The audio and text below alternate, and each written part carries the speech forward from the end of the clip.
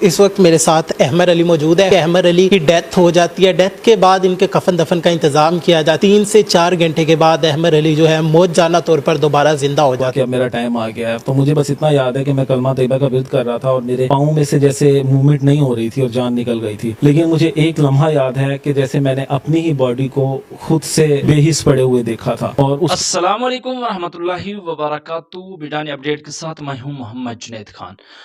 जी नाज़रीन किराम, जनाब ईद उल फितर का दिन है, तो सबसे पहले आलम इस्लाम को ईद की खुशियां मुबारक हो। जी दोस्तों, एक ऐसी वीडियो जनाब मंजर आम पर आ गई है तो अल्लाह जिसे रखे उसे कौन चखे। तो जनाब एक शख्स मरने के बाद ही जनाब 3-4 घंटे बाद जनाब वो उठ बैठा है, वो दोबारा जिंदा हो गया है। अल्लाह पाक कुदरत रखता है कि मरने के बाद भी जिंदा कर सकता है। दोस्तों वीडियो मंजर यहाँ पर आ गई है, तो जनाब मुकम्मल वीडियो देखते हैं और उसमें जनाब किस तरह जनाब उसको मुर्दे को जिंदा हुआ, कौन सी हालत थी और कैसे जिंदा हुआ और उसकी मुकम्मल स्टोरी क्या है। तो चलते हैं जनाब वीडियो की तरफ, देखें वीडियो मुलाहिजा फरमाएं। इस वक्त मेरे साथ अहमद अली मौजूद है। अहमद अली की डेथ हो जाती है। डेथ के बाद इनके कफन दफन का इंतजाम किया जाता है। 3 से 4 घंटे के बाद अहमद अली जो है मौत जाना तौर पर दोबारा जिंदा हो जाते हैं। क्या कहानी थी, कैसे जिंदा हुए, क्या मामलात हुए थे, क्या मसला बना था, क्या बीमारी थी, तमाम तर कहानी इन्हीं की जुबानी जान। जी बेसिकली मेरा ताल्लुक मुल्तान से है और मैं एक FM-RJ भी हूँ और इवेंट वगैरह होस्ट करता हूँ। तो कराची में मैं एक इवेंट के सिलसिले में आया हुआ था इवेंट होस्ट करने के लिए। तो यहाँ इवेंट करने से पहले ही मेरी तबीयत शदीद ख़राब हो गई, मुझे फ़ीवर हुआ और सांस लेने में दुश्वारी महसूस होने लगी। उसके सिलसिला में जब मैं डॉक्टर के पास गया तो डॉक्टर ने मेरे कुछ टेस्ट किए, जिसके बाद मुझे बताया गया कि कोविड हो गया है। मुझे कोविड की वजह से मैं एडमिट था और दिन ब दिन मेरी हालत बिगड़ती रही। फैमिली मेरी दूर थी और उसके बाद घर पर रब्ता किया गया। मेरे बाबा और अंकल और हमारे एक हेल्पर हैं, वो भी आ गए थे साथ, इधर कराची। जी बिल्कुल, इधर कराची आ गए सब वो। और उसके बाद ऐसा था कि किसी को भी मिलने की परमिशन नहीं थी। ये चीज़ मुझे ज़्यादा एक एंग्जाइटी और डिप्रेशन की तरफ ले जा रही थी कि एक तो आप अपने शहर से दूर हैं, अपनों से दूर हैं, और दूसरा इस बीमारी के अंदर कोई आपके पास नहीं हो सकता। जस्ट इतना था कि ये एक निजी हॉस्पिटल है, तो इस वजह से इतना इन लोगों ने रिक्वेस्ट पर किया कि मेरे जो हमारे हेल्पर थे वो अंदर आ जाते थे, मुझे खाना वगैरह रख जाते थे किट पहन कर अपनी एहतियाती मुकम्मल तदाबीर के साथ।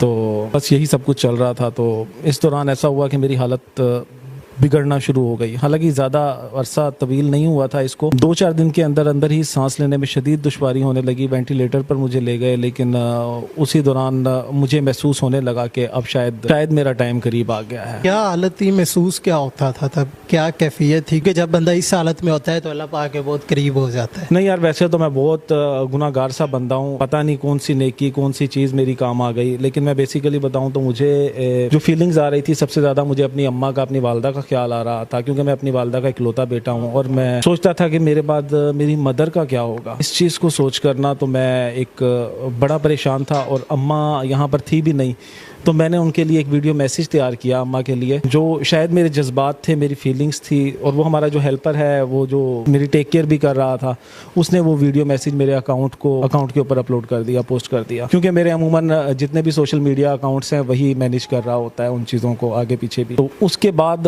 ऐसा हुआ कि वो बाकी वीडियोस भी शायद मेरी अपलोड कर रहा था, वो मैंने अब देखी है वीडियोस। पता नहीं उसे करनी चाहिए थी, नहीं करनी चाहिए थी। और दूसरी बात यह है कि कुछ सॉन्ग्स के साथ की बहुत सारा क्रिटिसिज्म का सामना करना पड़ा। अहमद, मुझे ये बताएं कि आपकी डेथ कब हुई थी, कैसे हुई थी, क्या कैफियत थी तब? 9 अप्रैल का दिन था, तकरीबन असर के वक्त का टाइम था, शाम का। और मुझे उस टाइम बहुत शदीद सांस लेने में दुश्वारी हो रही थी और मेरी कंडीशन बहुत ख़राब हो गई थी। और उसी दौरान मुझे फील हुआ कि अब मेरा टाइम आ गया है। तो मुझे बस इतना याद है कि मैं कलमा तैयबा का विर्द कर रहा था और मेरे पाँव में से जैसे मूवमेंट नहीं हो रही थी और जान निकल गई थी। लेकिन मुझे एक लम्हा याद है कि जैसे मैंने अपनी ही बॉडी को खुद से बेहिस पड़े हुए देखा था। और उसके बाद शायद ऐसा था कि जैसे एक बहुत शदीद तूफान का शोर होता है या कोई हवाएं तेज चल रही होती हैं, और उसके बाद का मुझे कुछ भी नहीं याद है। और जब मुझे होश आया तो बताया गया कि मेरी डेथ भी हो गई थी। डॉक्टर कह रहे थे कि कांग्रेचुलेशन कि आप दोबारा जिंदा हो गए। और मुझे ये बताएं कि आप जिंदा कैसे हुए थे, डॉक्टर्स ने क्या बताया? क्योंकि आपकी डेथ हो गई थी आपने बताया, तो जिंदा कैसे हुए? मैं मैं कोई ऐसा नहीं है कि बहुत लंबा टाइम गुजर गया था। 9 अप्रैल को ही जब मेरी डेथ हुई तो